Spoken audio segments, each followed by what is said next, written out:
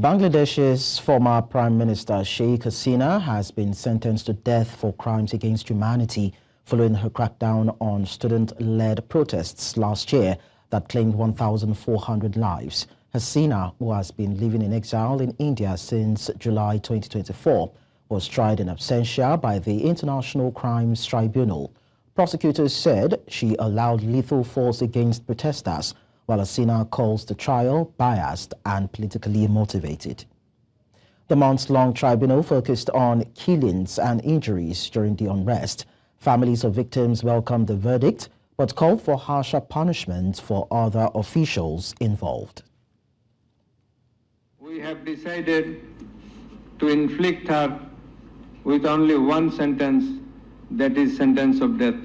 It is hereby ordered that accused Sheikh Hasina be found guilty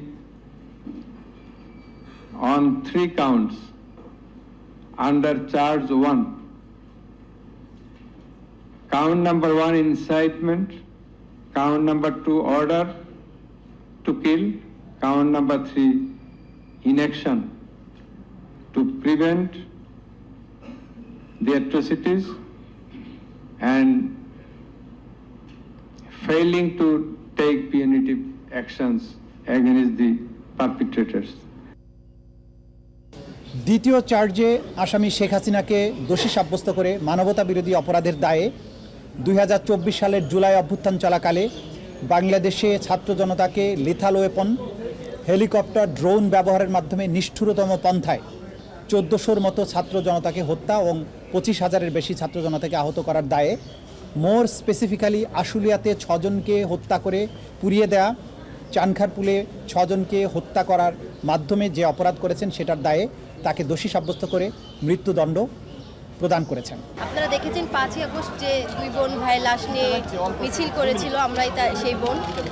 আজকে আদালতের রায়ে আমরা সন্তুষ্ট, কিন্তু চৌধুরী মামুনকে যে সাজাটা দিয়েছে তাটা আমরা সন্তুষ্ট না। তার সর্বোচ্চ তো ন্যূনতম তার যাবজ্জীবন হওয়া দরকার ছিল। এতগুলো মায়ের সন্তানকে মারার পেছনে তিনিও একদম কেন্দ্রীয়ভাবে অন্তর্ভুক্ত ছিল।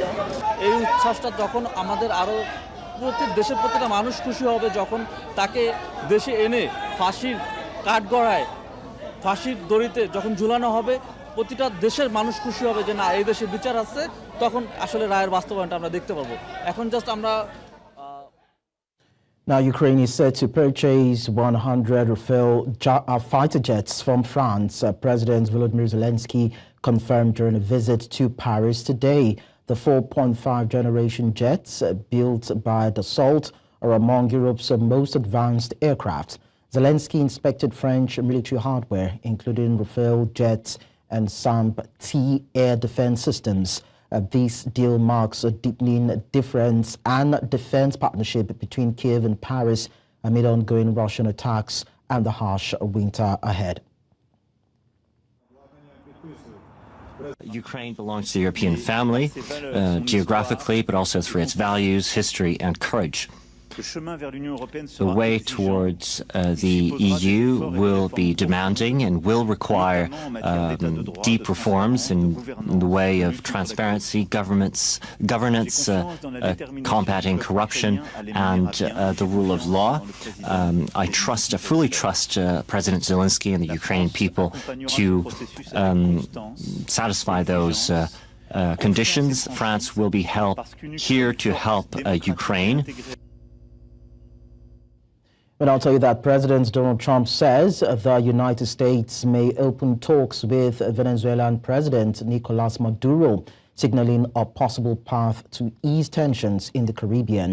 The announcement comes amid a U.S. military buildup and deadly strikes against suspected drug traffickers. Trump cited concerns over drugs and released prisoners entering the U.S. We may be having some discussions with Maduro, and we'll see how that turns out.